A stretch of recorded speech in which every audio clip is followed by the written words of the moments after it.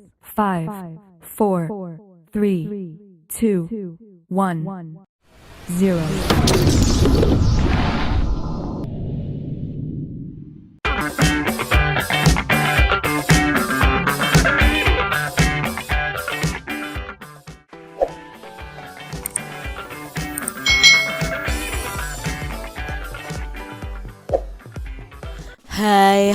Hai, selamat datang di channel YouTube Kak Citra. Apa kabar adik-adik semuanya? Kak Citra berharap kalian dalam keadaan yang baik, sehat, dan siap untuk belajar ya. Hari ini kita akan belajar bersama-sama untuk mata pelajaran tematik kelas 5. Kita belajar di tema 8, lingkungan sahabat kita, subtema 2, perubahan lingkungan, pembelajaran yang kedua. Mari adik-adik kita belajar dengan penuh semangat ya. Perubahan lingkungan juga mempengaruhi budaya termasuk tarian.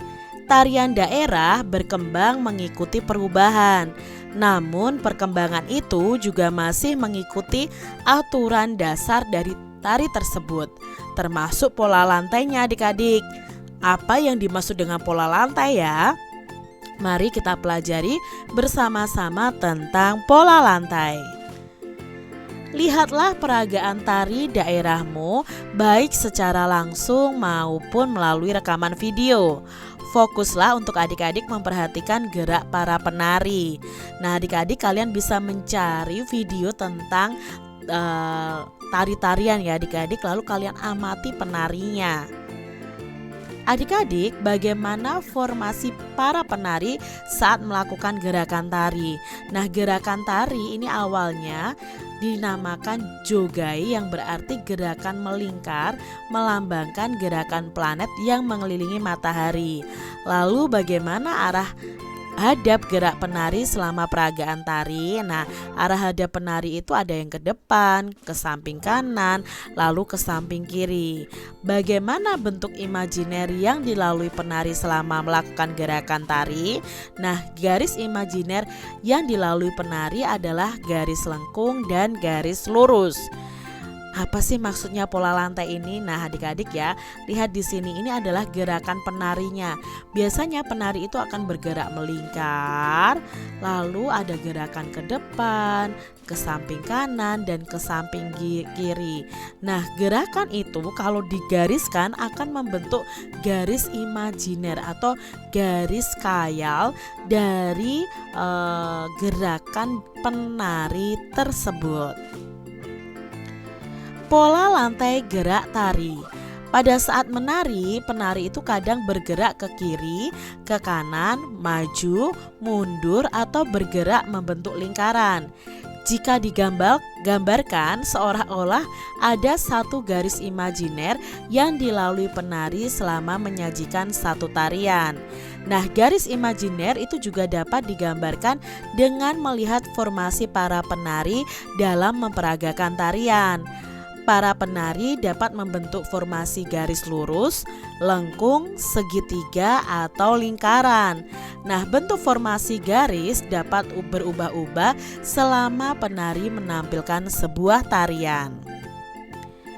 Garis imajiner yang dilalui oleh penari ini saat melakukan gerakan tari disebut dengan pola lantai adik-adik.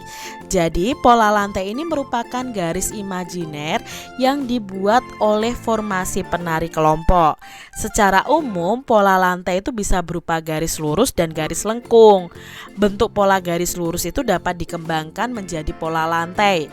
Di antaranya garis horizontal, diagonal, garis lurus ke depan, zigzag, segitiga, segi empat, dan segi lima.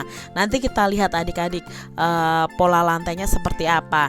Sedangkan bentuk pola garis lengkung itu dapat dikembangkan menjadi pola lantai lingkaran, pola lantai angka 8, garis lengkung ke depan, dan garis lengkung ke belakang.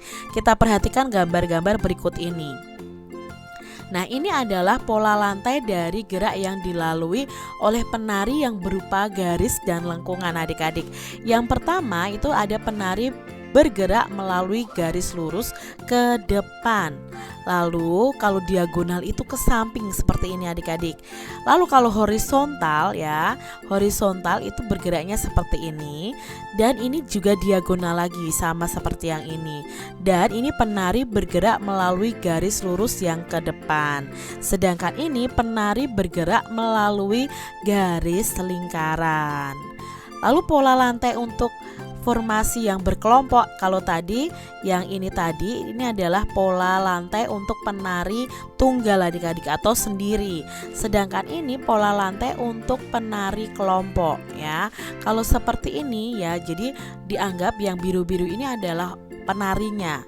Nah, kalau posisi penarinya seperti ini, berarti ini formasi namanya adalah pola lantai diagonal. Kalau posisinya seperti ini, penari satu di depan, dua di belakang, lalu dua di tengah, lalu dua di belakang seperti ini, berarti namanya pola lantai segi 5. Kalau lurus dari depan ke belakang itu disebut dengan pola lantai garis lurus ke depan. Kalau seperti ini namanya pola lantai zigzag. Ini pola lantai lingkaran ya, hampir sama dengan segi 5 ya adik-adik. Dan ini pola lantai diagonal. Itu tadi adik-adik ya, pola lantai untuk penari tunggal dan penari yang berkelompok. Ini adalah tari legong adik-adik ya, kalian perhatikan. Dan ini adalah tari saman. Berdasarkan teks pola lantai pada gambar di atas, kita coba kerjakan tugas berikut ini adik-adik. Tuliskan kembali pengertian pola lantai menggunakan bahasamu sendiri. Usahakan agar orang lain itu memahami dengan mudah saat membaca tulisanmu. Nah, pola lantai itu adalah garis imajiner atau garis khayal yang dilalui oleh penari saat melakukan gerakan tari. Gambarlah pola lantai yang terlihat dari gambar dua tarian pada teks tadi. Nah, tadi ada tari legong ya dan tari saman. Nah, pola lantai tari legong itu seperti ini adik-adik, karena tadi ada dua penari ya yang membentuk lingkaran, sedangkan pola lantai tari saman itu seperti ini, horizontal posisinya. Lihatlah sebuah video tari kreasi daerah kalian. Nah, perhatikan gerakan pada pola lantai penari dalam menyajikan tarian. Kalian bisa menirukan 5 gerakan dari tarian tersebut, lalu berlatihlah dengan gerakan-gerakan tersebut hingga dapat memperagakannya dengan benar. Lalu buatlah pola lantai sesuai dengan gerakan yang dipelajari. Nah, gerak tari daerah satu dengan daerah yang lain itu pasti memiliki karakter yang berbeda-beda. Gerak tari adik-adik ya, tadi misalnya gerak tari Bali itu berkarakter lincah dengan rangkaian gerak yang patah-patah. Sebaliknya kalau tarian dari daerah Solo dan Yogyakarta itu cenderung berkarakter lembut dalam rangkaian gerak yang mengalir seperti aliran air yang tenang. Siklus air dan bencana kekeringan. Adik-adik kita akan baca bacaan ini ya. Peristiwa siklus air merupakan peristiwa sehari-hari yang sering tidak disadari oleh manusia.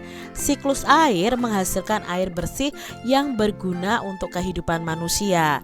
Manusia itu memerlukan air bersih, antara lain untuk keperluan rumah tangga, keperluan industri, dan juga pertanian. Siklus air ini menghasilkan air bersih ya adik-adik ya. Sudah kita pelajari pada pembelajaran sebelumnya tentang siklus air. Pada saat proses penguapan, kotoran pada air tidak ikut menguap adik-adik. Uap air yang menguap adalah uap air yang bersih. Pada saat turun hujan, air yang dihasilkan pun adalah air bersih dan siap digunakan untuk berbagai keperluan. Ini adalah gambar tentang terjadinya hujan ya adik-adik ya. Tentunya kalian masih ingat. Air hujan yang jatuh itu sebagian akan diserap oleh tanah, lalu menjadi air tanah. Air tanah adalah air yang mengalir di bawah permukaan tanah. Air ini biasanya jernih dan bersih karena sudah tersaring oleh lapisan tanah dan akar tumbuhan. Untuk mendapatkan air tanah, manusia itu harus membuat sumur dengan cara menggali lubang adik-adik. Air hujan yang tidak terserap oleh tanah akan terus mengalir menjadi air permukaan. Lalu air itu menuju tempat yang lebih rendah seperti sungai, danau, dan laut.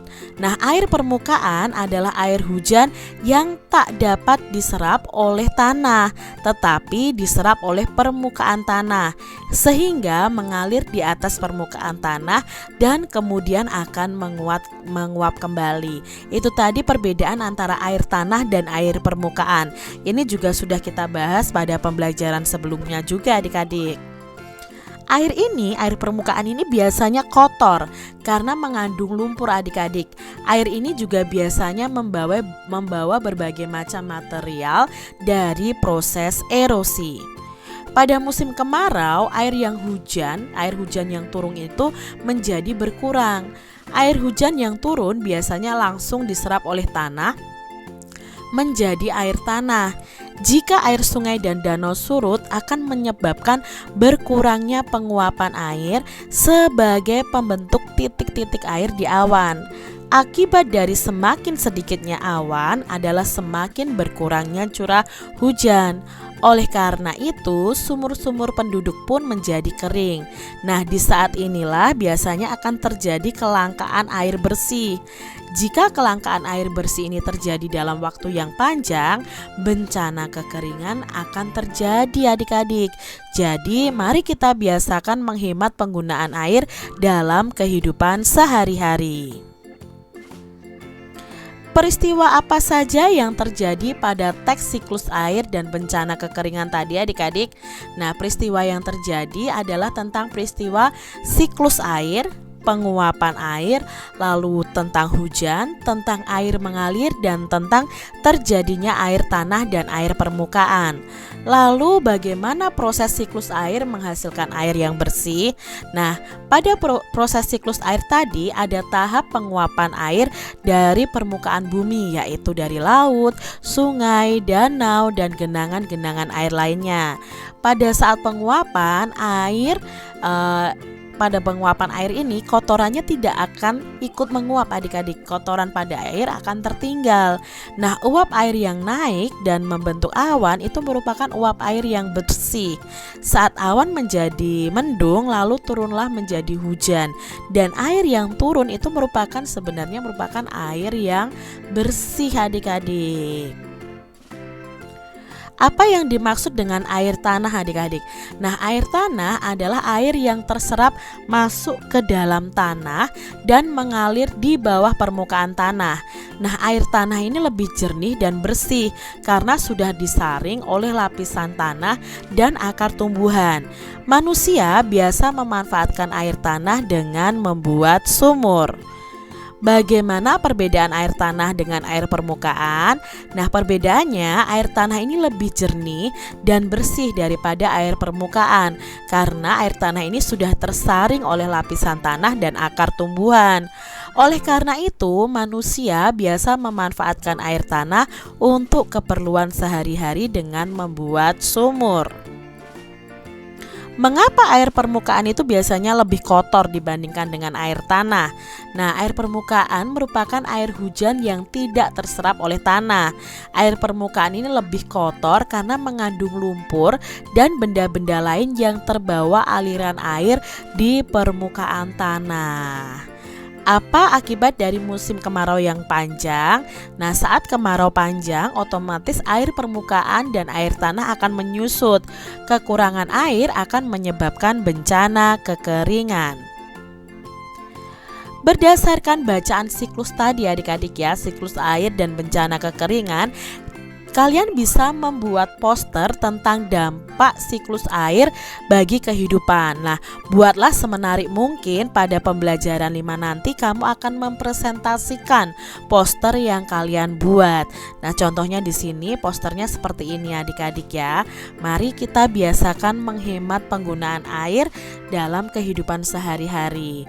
Hemat air, selamatkan bangsa dari bencana kekeringan. Ini contoh poster nih adik-adik ya. Kalian bisa membuat poster berdasarkan imajinasi kalian masing-masing. Demikian tadi adik-adik pembahasan kita di tema 8, subtema dua pembelajaran yang kedua. Semoga video pembelajaran ini bermanfaat untuk adik-adik semuanya, dan sampai jumpa lagi di video pembelajaran Kak Citra selanjutnya. Tuhan memberkati. Jangan lupa tekan tombol subscribe, lalu tekan loncengnya, tekan juga tombol like, lalu share ke media sosial kalian. Jangan lupa untuk ikuti media sosial Kak Citra. Terima kasih.